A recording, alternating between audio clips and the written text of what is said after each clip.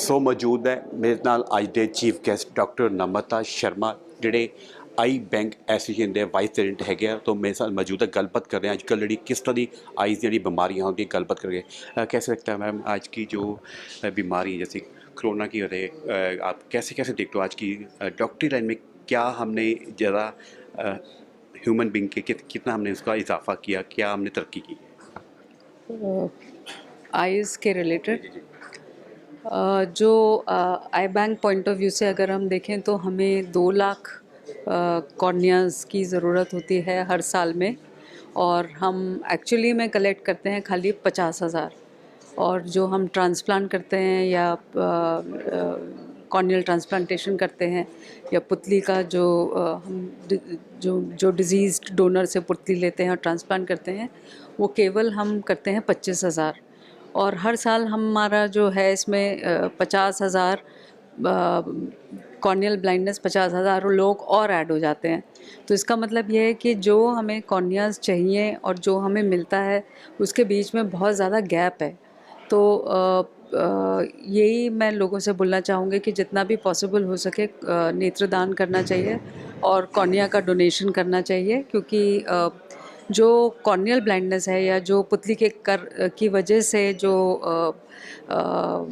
नज़र जाती है वो वापस आ सकती है। तो ऐसी नज़र जो वापस जा सकती है उसके लिए हमें भरपूर प्रयत्न और कोशिश करनी चाहिए। अगर एक आदमी दान करता है तो उसमें हम कम से कम 3 या 6 लोगों को मदद 6 लोगों की मदद कर सकते हैं, क्योंकि जो भी नहीं देख पाता और मान लो उसकी दोनों आंखें चली गई हैं, तो अगर उसको एक आंख भी दान में मिल जाए तो वो देखना शुरू कर देगा और कम से कम वो अपना दिन भर का कार्यक्रम कर लेगा। तो इसके लिए हम 2 प्रकार से करते हैं जो हम लेते हैं। एक तो ये है कि अगर कहीं पे कोई किसी की मृत्यु हो जाए और उसके रिश्तेदारों को पता हो कि उन्होंने जो भी दिवंगत हुए हैं उन्होंने ये बोला है कि मेरे नेत्रदान करो, और वो आई बैंक को कांटेक्ट करते हैं, तो हम उनके नेत्र ले सकते हैं, हम उनकी पुतली ले सकते हैं। कितनी ड्यूरेशन में इसके जो किस इंसान की डेथ होती है तो कितनी तो कम से कम 12 घंटे के अंदर हम अगर हम कॉर्निया ले लें तो वो काम आ जाती है। और कोशिश यही की जाती है कि 12 से 14 घंटे के अंदर ले लें। जल्दी से जल्दी करेंगे तो अच्छा रहता है, क्योंकि उससे जो क्वालिटी है कॉर्निया की वो ठीक रहती है। पर अगर फिर भी 12 to 14 आवर्स या 12 से 14 घंटे तक अगर हमें कॉर्नियाज़ मिलें तो हम उनको यूज़ कर सकते हैं। आपने बोला 2 लाख हमें जरूरत पड़ती है कि 50,000 हम कर सकते हैं में मिलता है। क्या लगता है इसमें अवेयरनेस नहीं है लोगों के में, यही कारण है? अवेयरनेस तो नहीं है, और लोग अगर अवेयर भी हैं तो वो करते नहीं हैं।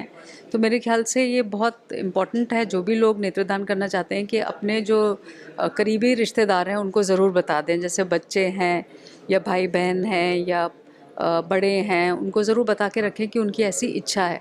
जैसे हम अपनी वसीयत करते हैं उसमें हम बता के जाते हैं कि ये चीज़ इसको दान दे देना, ये चीज़ घर मकान इसको देना, पैसे इसको देना, या जो भी, उसी तरह हमें ये भी बता के जाना चाहिए कि हमारे नेत्र दान कर देना, क्योंकि आपके नेत्र तो आपके बाद भी फिर जिएंगे ही और किसी और के घर में रोशनी लाएंगे।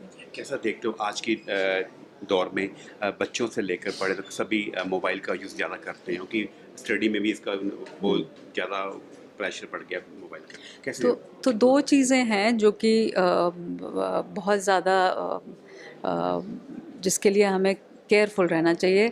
एक तो ये है कि बच्चे आजकल मोबाइल, लैपटॉप या कंप्यूटर्स पर लगे रहते हैं और बाहर जो स्पोर्ट्स होते हैं या बाहर नहीं खेलते हैं।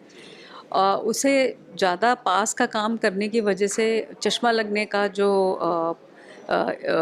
चश्मा लगने की जो संभावना है वो बहुत बढ़ जाती है।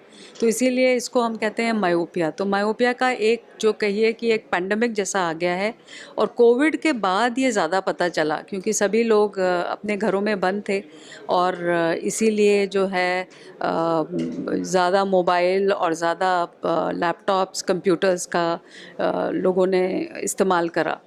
तो बच्चों के मामले में ज़रूरी है कि उनको आप आउटडोर बाहर की स्पोर्ट एक्टिविटी होती है बाहर खेलने कूदने के लिए भेजें, क्योंकि जितना भी वो पास का काम करेंगे उतना ही जो है चश्मा पहनने का, चश्मे का नंबर बढ़ेगा भी और चश्मा लग भी जाएगा।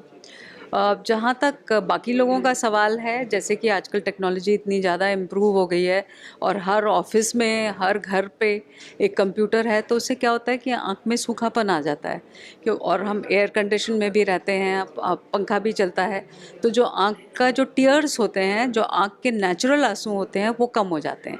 उसकी वजह से जो ड्राइनेस की संभावना है वो ज़्यादा बढ़ जाती है, जैसे हम ड्राई आई कहते हैं। तो इसमें अगर हम कंप्यूटर पे काम भी कर रहे हैं तो हमें ये रूल 20-20-20 का फॉलो करना चाहिए। मतलब 20 मिनट के लिए हम जब काम करते हैं तो हमें कम से कम 2 मिनट के लिए ब्रेक लेना चाहिए, और जब हम कंप्यूटर पे काम करते हैं लैपटॉप पे, तो हम पलक झपकाना भूल जाते हैं, एकदम सीधे देख के काम कर रहे होते हैं। तो हमें कॉन्शियसली थोड़ा सा ब्रेक लेके और फिर जो है ब्लिंक करना चाहिए या पलक झपकानी चाहिए। कंटिन्यूसली काम नहीं करना चाहिए, फ्रीक्वेंट ब्रेक्स जरूर लेने चाहिए। थैंक यू धन्यवाद। सो ਇਹ ਸਨ doctor Namta Sharma, vice president I bank association of India ਦਾ, ਜੇ ਦੱਸਿਆ ਵੀ ਜਿਹੜਾ ਅੱਜ ਦੇ ਦੌਰ ਦੇ ਵਿੱਚ ਜਿਹੜੇ ਬੱਚੇ ਮੋਬਾਈਲ ਦਾ, ਲੈਪਟਾਪ ਦਾ ਯੂਜ਼ ਕਰਦੇ ਆ ਔਰ ਆਫਿਸ ਦੇ ਵੀ ਜਿਹੜੇ ਲੋਕ ਯੂਜ਼ ਕਰਦੇ ਆ, ਕਮ ਸੇ ਕਮ ਵਿੱਚ 20 ਮਿੰਟ ਦਾ ਗੈਪ ਜ਼ਰੂਰ ਲੈਣ ਤਾਂ ਕਿ ਕੁਝ ਉਹਨਾਂ ਨੂੰ ਇਸ ਦਾ ਫਾਇਦਾ ਮਿਲੇ, ਸਾਡੀ ਅੱਖਾਂ ਨੂੰ ਡਰਾਈਨੈਸ ਨਾ ਆਵੇ। ਇਸ ਦੇ ਨਾਲ ਹੀ ਜਿਹੜੀ ਡੋਨਰ ਦੀ ਗੱਲ ਕੀਤੀ ਜਾਂਦੀ ਹੈ, ਅੱਖਾਂ ਦਾਨ, ਅੰਗ ਦਾਨ ਦੀ ਹਮੇਸ਼ਾ ਗੱਲ ਕੀਤੀ ਜਾਂਦੀ ਹੈ। ਅੱਖਾਂ ਦਾਨ ਹਮੇਸ਼ਾ ਕਰਨੀ ਹੈ, ਕਿਉਂਕਿ ਇੱਕ ਬੰਦੇ ਦੀ ਅੱਖ ਦਾਨ ਕਰਨ ਨਾਲ ਕਮ ਸੇ ਕਮ 3 ਤੋਂ 6 ਬੰਦਿਆਂ ਦੀ ਜ਼ਿੰਦਗੀ ਨੂੰ ਅਸੀਂ ਰੌਸ਼ਨੀ ਦੇ ਸਕਦੇ ਹਾਂ। So doctor Namta Sharma, vice president I bank association of India ਦੇ ਇੱਕ ਖਾਸ ਲੋਕਾਂ ਨੂੰ ਇੱਕ ਨਸੀਹਤ ਦਿੱਤੀ ਹੈ ਵੀ ਮਰਨੋਪਰਾਂਤ ਹਰ ਉਹ ਬੰਦੇ ਜਿਹੜਾ ਉਹਨਾਂ ਦੇ ਘਰ ਦੇ ਹੈ, ਉਸ ਸ਼ਖਸ ਦੀਆਂ ਜਿਹੜੀਆਂ ਮਰਨੋਪਰਾਂਤ ਉਹਦੀਆਂ ਆਈਜ਼ ਡੋਨੇਟ ਵਾਸਤੇ ਹਮੇਸ਼ਾ ਫਾਰਮ ਭਰਨ ਤਾਂ ਉਹ ਆਈ ਡੋਨੇਟ ਜ਼ਰੂਰ ਕਰਨ। ਕੈਮਰਾਮੈਨ ਬॉबी ਨਾਲ ਸੰਦੀਪ ਸ਼ਰਮਾ, दैनिक सवेरा टीवी, लुधियाना।